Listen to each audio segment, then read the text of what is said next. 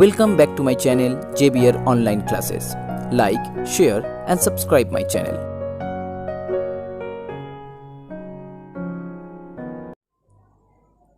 So hello everyone, today I am going to start relation and mapping exercise problems and from exercise 1.1.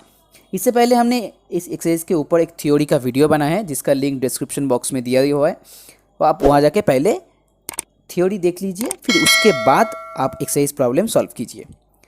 Okay, so here the first problem. In the first problem determine whether each of the following relation are reflexive, symmetric and transitive.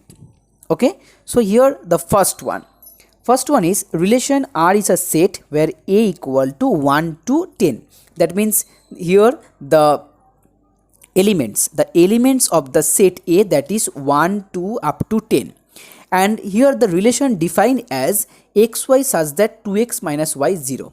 Okay, so that means if 2x minus y equal to 0, that means y equal to 2x. Okay, from this equation you can easily find out y equal to 2x. Okay, so you can easily find out the elements of that set, that means that relation. Okay, so now you have to make the ordered pair. Suppose here y equal to 2x, then if as the first element is 1, so if x equal to 1, then y equal to 2, so 1 2. If x equal to 2, then y equal to 4. If x equal to 3, y equal to 6. X equal to 4, y equal to 8. And if x equal to 5, then y equal to 10. Now if x equal to 6, then y equal to 12, but 12 is not here in the set A. Okay, so इसका मतलब relation के अंदर जो भी elements आपका यहाँ पर जो कंपोनेंट होगा, फर्स्ट कंपोनेंट, सेकंड कंपोनेंट, जो भी कंपोनेंट होगा वो कंपोनेंट A से बिलोंग करना बहुत ज़रूरी है. बट यहाँ पर 12 A से बिलोंग नहीं करता है क्योंकि यहाँ से 1 से लेके 10 तक है, 12 नहीं है. सो इसका मतलब यहाँ पर 6 और 12 नहीं होगा. सो ये हो गया आपका रिलेशन का ऑर्डर पेयर. मैंने यहाँ पर ऑर्डर पेयर कर लिया. अब इसको हम देखेंगे ये रिफ्लेक्सिव, सिमेट्रिक और ट्रांजिटिव होता है कि नहीं. अब रिफ्लेक्सिव क्या होता है, रिफ्लेक्सिव का ऑर्डर पेयर कैसे होता है, जैसे x, x. Okay, that means 1 1 2 2 3 3 ऐसा होता है. अब यहाँ पर देखिए 1 1 पहला वाला ही नहीं है. अगर कोई भी एक कंडीशन सेटिस्फाई नहीं होगा इसका मतलब वो रिफ्लेक्सिव नहीं होगा. सो यहाँ पर 1 1 नहीं है, that means neither not reflexive. Next one, symmetric. Symmetric का मतलब क्या होता है, अगर 1 2 यहाँ पर है तो 2 1 भी यहाँ पर होना ज़रूरी है. बट यहाँ पर 1 2 है बट 2 1 इज मिसिंग. ओके, इसका मतलब सिमेट्रिक नहीं होगा. Now next transitive. ट्रांजिटिव में 3 नंबर होता है. जैसे मान ले ए और बी बिलोंग करता है, तो बी और सी भी बिलोंग कर रहा है, इसका मतलब ए और सी बिलोंग करना बहुत ज़रूरी है. अब यहाँ पर देखिए 1 2 belongs to R. Okay, clear. Then 2 4 also belongs to R, but 1 and 4 does not belongs to R. Okay, ध्यान से 1 2 belongs to R, 2 4 also belongs to R, but 1 4 does not belongs to R. That means the relation is not transitive. Okay, so neither reflexive, nor symmetric, nor transitive. Now 1 2. Relation R is the set of Z. Okay, or for all integers. Z means all integers. Defined by R equal to xy and x minus y is an integer. Okay, so first मैंने यहाँ पर reflexive, फिर उसके बाद symmetric, फिर उसके बाद transitive check करेंगे. तो पहले रिफ्लेक्सिव चेक करके देखते हैं. Now first let a belongs to Z, that means a एक इंटीजर है. Okay, so that means a minus a equal to 0, और 0 एक इंटीजर होता है, so 0 belongs to Z also. So that means R is reflexive. अब कोई भी number ले लीजिए, 1 1 माइनस 1 0 होता है, 2 माइनस 2 0 होता है, कोई भी नंबर ले सकते हैं. यहाँ पर देखिए रिफ्लेक्सिव ही हो रहा है क्योंकि हर एक, अगर वही नंबर को, ओके, जो नंबर आप चूज़ कर रहे हैं उससे अब उसको ही सब्ट्रैक्ट करेंगे तो हमेशा 0 ही आएगा, और 0 मीन्स आपका इंटीजर हो गया, तो यहाँ पर रिफ्लेक्सिव होल्ड कर रहा है. Next one, symmetric. Now first let x y belongs to Z, that means x और वाई इंटीजर है. So x minus y belongs to Z. अगर कोई भी इंटीजर से कोई भी इंटीजर सब्ट्रैक्ट करेंगे तो इंटीजर ही आएगा. And definitely y minus x also belongs to Z होगा, क्योंकि अगर मान लीजिए x माइनस वाई अगर यहाँ पर है, अगर यहाँ से हम माइनस को कॉमन लेंगे तो ये बना y माइनस एक्स हो गया. अब यहाँ पर माइनस रहे या प्लस रहे उस इंटीजर ही होता है. इसका मतलब x माइनस वाई अगर इंटीजर हुआ सो y माइनस एक्स भी इंटीजर हो गया. Okay, so that means x related to y, that imply y related to x. So R is symmetric also. Now next, transitive. So first x related to y and then y related to x z. Clear? Now x minus y belongs to z and also y minus z belongs to z. Okay, ये वाला z का मतलब है आपका क्या हो गया, ये वाला z हो गया आपका इंटीजर वाला z. Okay, so x minus y equal to k. That means here k, suppose let x minus y equal to k and here k is a integer. Y minus z equal to k dash, also another integer. So यहाँ पर लिख दीजिए k and k dash belongs to z, integer वाला z. Okay, so now अगर इसको अब add करेंगे तो यहाँ पर y y कैंसिल आउट हो जाएगा. सो यहाँ पर आ जाएगा x minus Z that equal to k plus K dash. अगर k और k डैश दोनों इंटीजर है और दोनों इंटीजर को आप ऐड करेंगे तो जो आंसर आएगा वो भी एक इंटीजर ही होगा. ओके, सो दैट मीन्स यार k डबल डैश अगर आ गया तो k डबल डैश यहाँ पर इंटीजर हुआ. So k double dash also belongs to z. Okay, so that means here x minus Z that equal to k dash. इसका मतलब x और z belongs to z. So that means x related to y, y related to z, that imply x related to z. Okay, so R is transitive. Now the third one, relation R on the set A where A equal to 1 2 3 4 5 6, 6 element यहाँ पर दिया हुआ है and R equal to AB such that B equal to A plus 1. तो अगर B equal to A plus 1 है तो हम यहाँ पर क्या करेंगे, पहले R जो रिलेशन दिया हुआ है उसका एलिमेंट को निकाल लेंगे. So if B equal to A plus 1, okay, that means if A equal to 1, the first element 1 है, देन B इक्वल टू 2 हो जाएगा. If A equal to 2, B equal to 3, if A equal to 3, B equal to 4, if A equal to 4, B equal to 5, if A equal to 5, B equal to 6. इसके बाद नहीं होगा क्योंकि if A equal to 6 हो गया then B equal to 7 हो जाएगा. अब A और B both belongs to A. Okay, अब 7 यहाँ पर बिलोंग नहीं कर रहा है, इसका मतलब 7 नहीं हो सकता.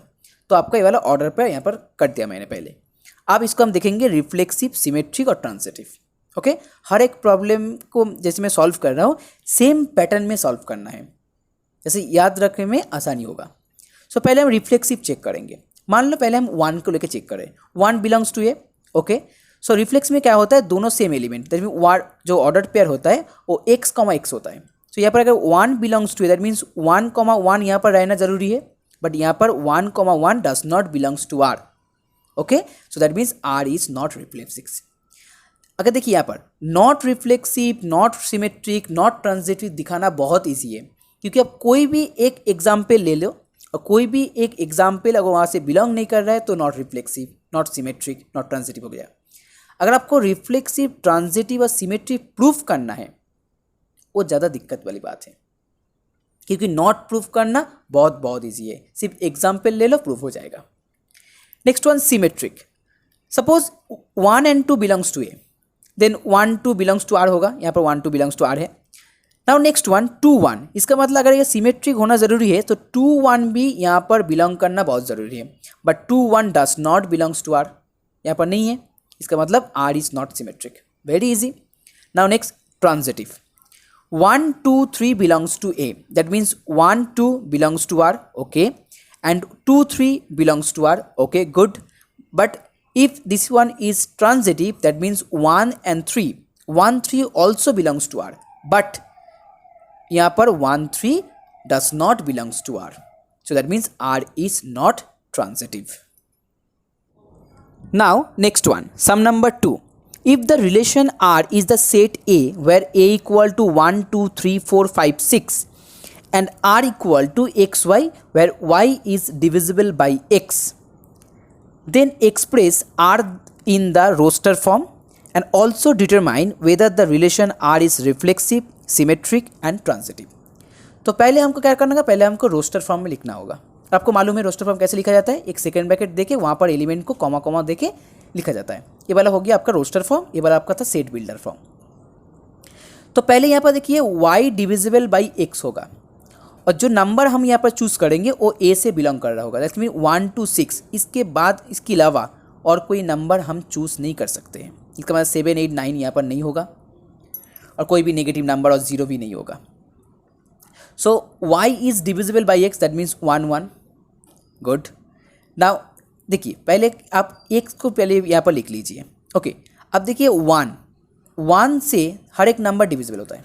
ओके, जैसे मान लिया अगर 2 को divisible by 1, 3 divisible by 1, 4 divisible by 1, 5 divisible by 1, इसका मतलब 1 1 1 2 1 3 1 4 1 5 1 6, very easy. Okay, now next 2, अब 2 divisible by 2, good, 4 divisible by 2 and 6 divisible by 2। सो यहाँ पर अगर x हो गया 2 देन y भी 2, x हो गया 2 y equal to 4 and x हो गया 2 y equal to 6, because y is divisible by x, इसको प्रूफ करना है आपको। इसका मतलब y जो एलिमेंट आपको दिया हुआ है वो सामने वाला एलिमेंट यानी फर्स्ट कंपोनेंट से डिविजिबल होना बहुत ज़रूरी है, कि कंडीशन वही दिया हुआ है। अब नेक्स्ट हम यहाँ पर 3 लेंगे। सो 3 3 3 6, अब इसका मतलब नहीं होगा क्योंकि 9 यहाँ पर नहीं है। फिर 4 4 होगा, 5 5 होगा, 6 6 होगा।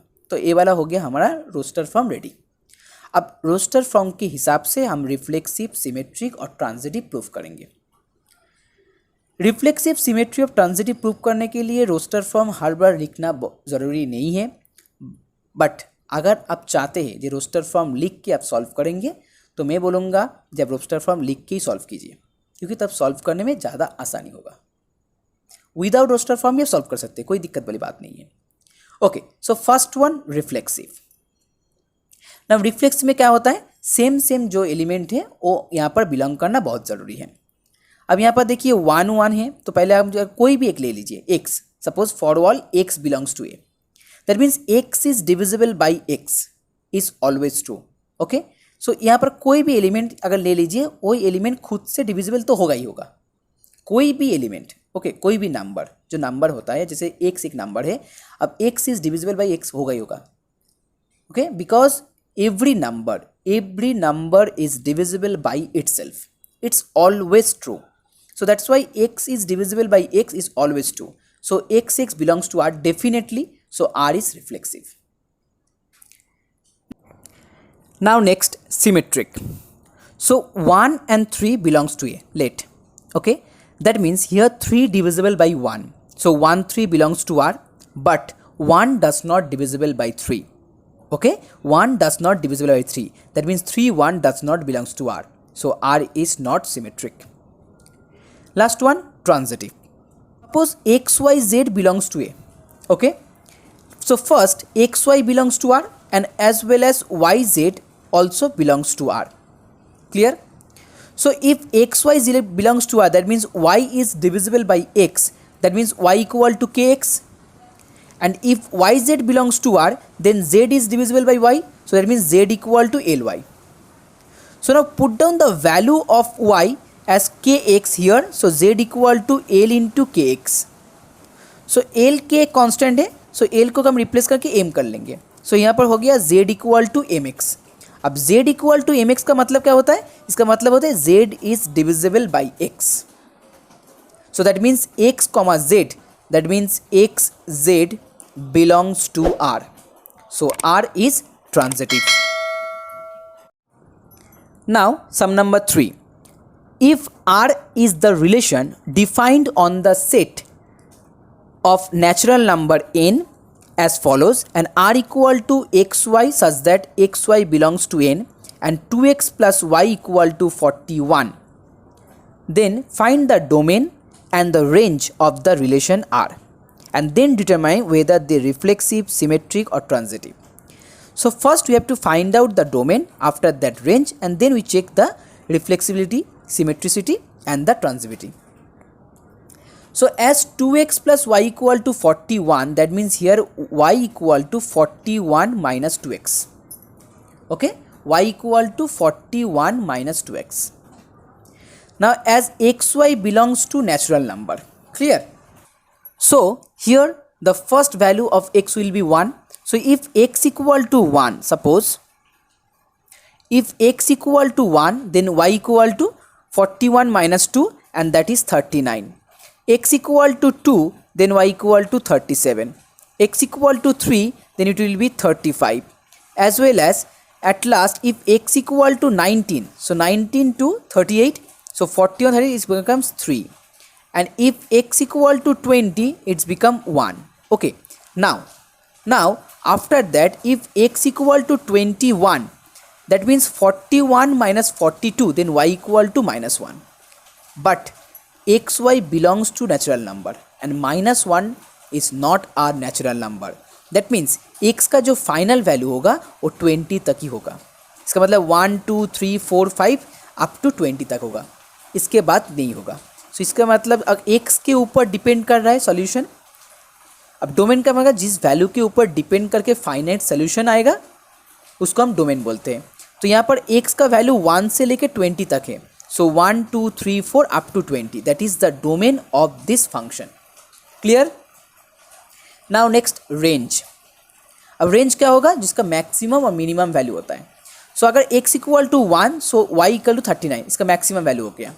एंड x इक्वल टू अगर 20 तो y इक्वल टू 1, सो रेंज होगा 39 32 35 डॉट डॉट डॉट 3 एंड 1. आपको यहाँ पर देखना जरूरी है जी, यहाँ पर जो सीक्वेंस का जो ऑर्डर है वो सेम टू, जैसे 39 less than two 37, again 37 less than two 35, 32 less than two यहाँ पर 33 होगा, फिर यहाँ पर 3 लेस देन टू 1 होगा. इसका मतलब एक ही सेम ऑर्डर में है, हर एक नंबर दो नंबर करके छोटा है. सो यहाँ पर रेंज आप ऐसे लिख सकते हैं 39 37 35 डॉट 3 1. सो डोमेन और रेंज निकलना हो गया. Now next one, reflexive. इसका मतलब अगर हम डोमेन और रेंज निकालना है तो इसका ऑर्डर पेयर लिख सकते हैं. ऑर्डर पेयर क्या होगा? फर्स्ट वन होगा 139 ऐसे, फिर उसके बाद 237, फिर 335. ये वाला आपका ऑर्डर पेयर हो गया. सो 1 बिलोंग्स टू अगर natural number, but 1 does not belongs to R, क्योंकि यहाँ फर्स्ट नंबर स्टार्ट हो रहा है 139 से. 1 यहाँ पर लाई नहीं कर रहा है. सो 1 does not belongs to R, so reflexive नहीं होगा. बहुत ईजी बात है. Next one, symmetric. 139 belongs to N. Okay, so 139 belongs to R यहाँ पर है पहला वाला order pair, but 39 1 does not belongs to R, क्योंकि x का तो फाइनल वैल्यू 20 तक है, 39 तो कभी भी नहीं हो सकता है. So 39 1 not belongs to R, so it's not symmetric. ये भी बहुत ईजी था. Now next one. अब आपको यहाँ पर एक नंबर चूज करना है ऑर्डर पेयर में जो नंबर रिपीट होगा. जैसे मैं फर्स्ट वाला अगर ए बी हुआ तो यहाँ पर बी सी होना चाहिए, तो ए वाला नंबर रिपीट होना चाहिए.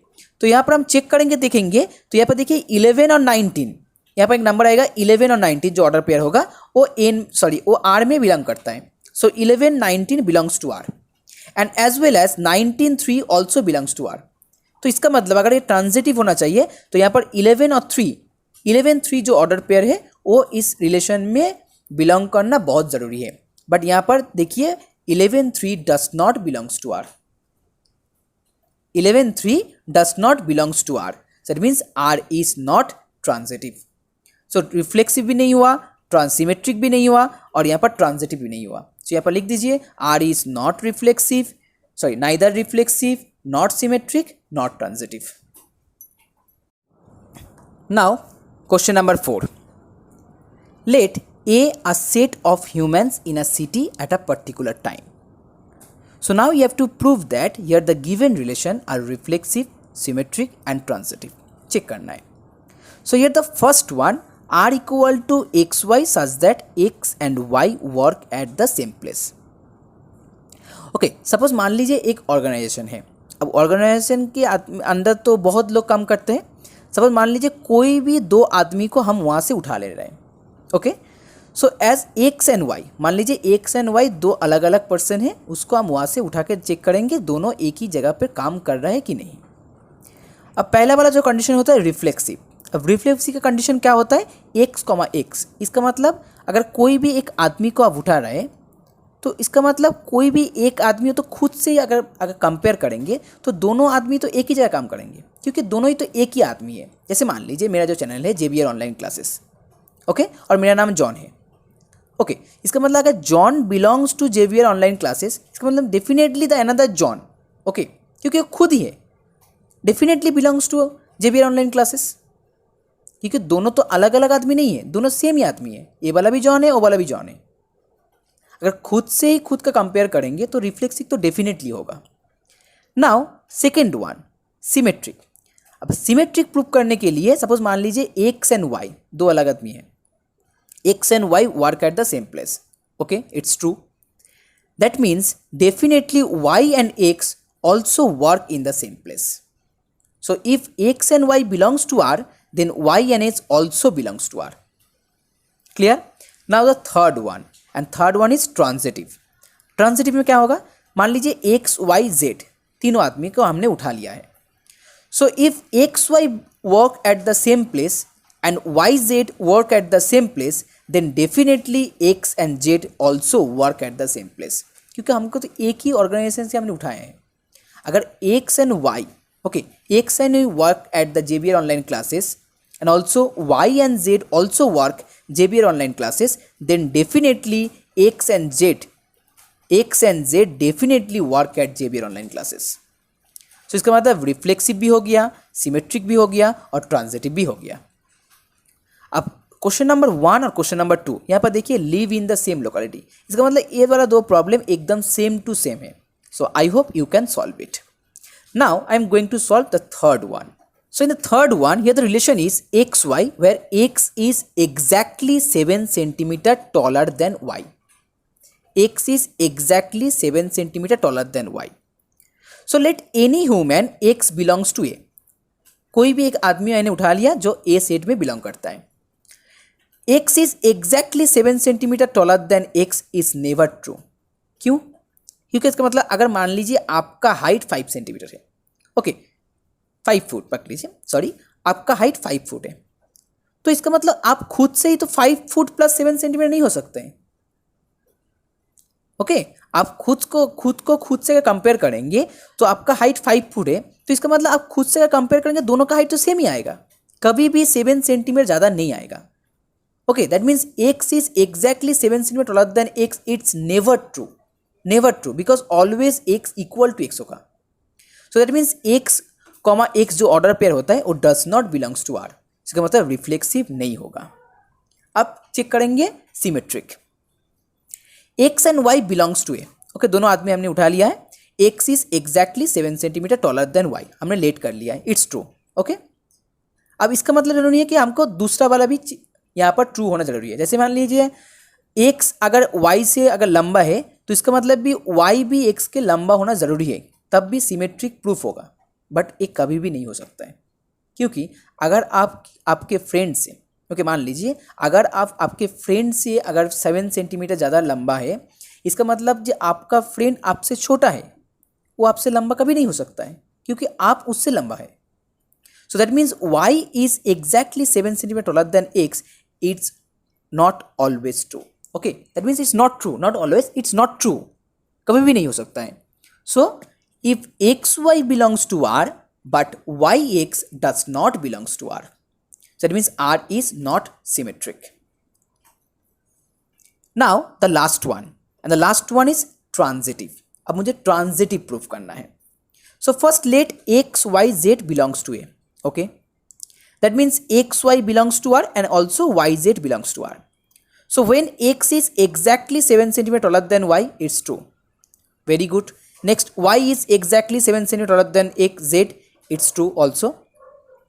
Now, x is exactly 7 centimeter taller than z is not true. क्यों? मान लीजिए x y से 7 सेंटीमीटर ज़्यादा लंबा है, ओके, देन y z से 7 सेंटीमीटर ज़्यादा लंबा है.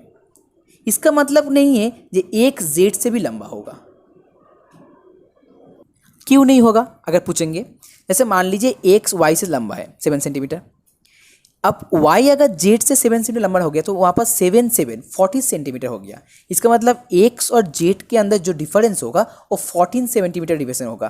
बट यहाँ पर क्वेश्चन में दिया हुआ है एग्जैक्टली 7 सेंटीमीटर होना चाहिए, बट हमारे यहाँ पर x और z का जो हाइट का डिफरेंस है वो 14 सेंटीमीटर आ रहा है. So R is not transitive, क्योंकि x z does not belongs to R. Now the fourth one. Here relation xy such that x and y live within 2 kilometer. Within 2 kilometer. Okay.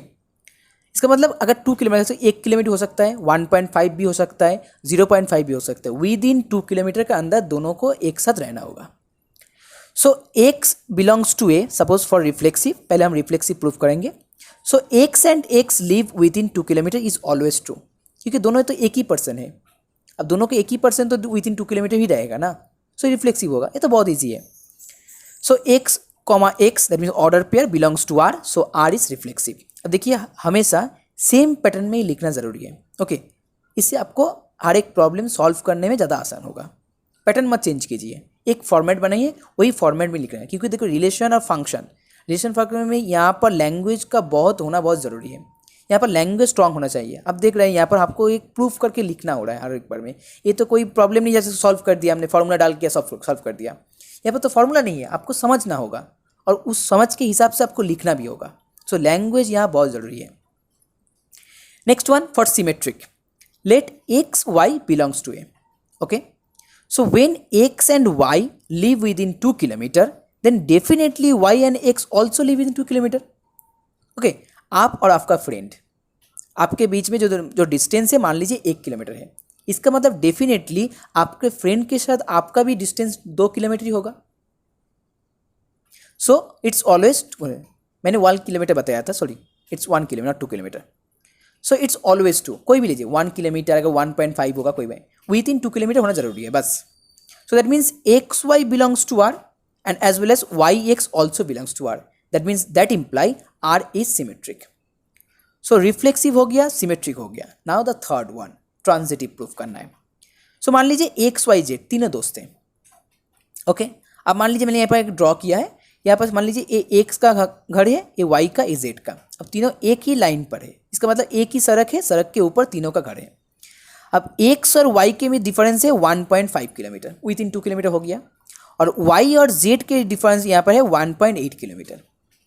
अब इसका मतलब नहीं, इसका मतलब एक्स और Z का अगर डिफरेंस करें तो 1.5 प्लस 1.8 होगा, जो 2 किलोमीटर के अंदर नहीं हो रहा है, और 2 किलोमीटर से ज़्यादा हो रहा है, क्योंकि 1.5 plus 1.8 is always greater than 2 kilometer. Okay, that means xy belongs to r, yz also belongs to r, but xz does not belongs to r. So r is not transitive. Now sum number 5 is as same as the previous one, so I hope you can solve it. Now I'm going to solve sum number 6. So that the relation r in the set 1 2 3, that is A, given by r equal to 1 1 2 2 3 3 1 2 and 2 3 is reflexive but neither symmetric not transitive. इसका मतलब reflexive होगा, symmetric और transitive नहीं होगा। Okay, सो पहले हम reflexive proof करेंगे। अब यहाँ पर देखिए 1 2 3 तीनों ही एलिमेंट है। अगर रिफ्लेक्सिव होगा तो x, x होना चाहिए, इसका मतलब जो नंबर सेम नंबर होना चाहिए। तो 1 1 2 2 एंड 3 3 तीनों ही होगा। अब यहाँ पर देखिए 1 1 2 2 3 3 तीनों ही R में बिलोंग कर रहा है, इसका मतलब डेफिनेटली R इज रिफ्लेक्सिव, क्योंकि for all A belongs to A belongs to R। Okay, so reflexive हो गया, बहुत ईजी था। Now next symmetry. So first 1 2 belongs to R। Okay, अब यहाँ पर देखिए 1 2 है, हाँ 1 2 है, so let 1 2 belongs to R, but 2 1 does not belongs to R, क्योंकि यहाँ पर देखिए 2 1 नहीं है। इसलिए मैंने पहले ही बोला था नॉट प्रूफ करना बहुत ईजी है। कोई भी एक एग्जाम्पल आप यहाँ से उठा लीजिए, अगर ये एग्जाम्पल सेटिस्फाई नहीं कर रहा है तो सिमेट्रिक नहीं होगा, बट ट्रांजिटिव नहीं होगा और रिफ्लेक्सिव नहीं होगा। नॉट प्रूफ करना बहुत ईजी है। सो मैंने यहाँ पर एग्जाम्पल उठाया 1 2, अब देख लिया मैंने यहाँ पर 2 1 नहीं है, so 2 1 does not belongs to R, that means here a b belongs to R but b a does not belongs to R, so R is not symmetric. Very easy. Next one transitive. अब transitive यहाँ पर देखिए मैंने यहाँ पर example उठाया, अगर 1 2 and 2 3 ले लीजिए। Okay, so 1 2 belongs to R, 2 3 belongs to R, but यहाँ पर देखिए 1 3 does not belongs to R. यहाँ पर देखिए 1 और 3 नहीं है, सो 1 3 does not belongs to R, so R is not transitive. So not proof करना बहुत ईजी है।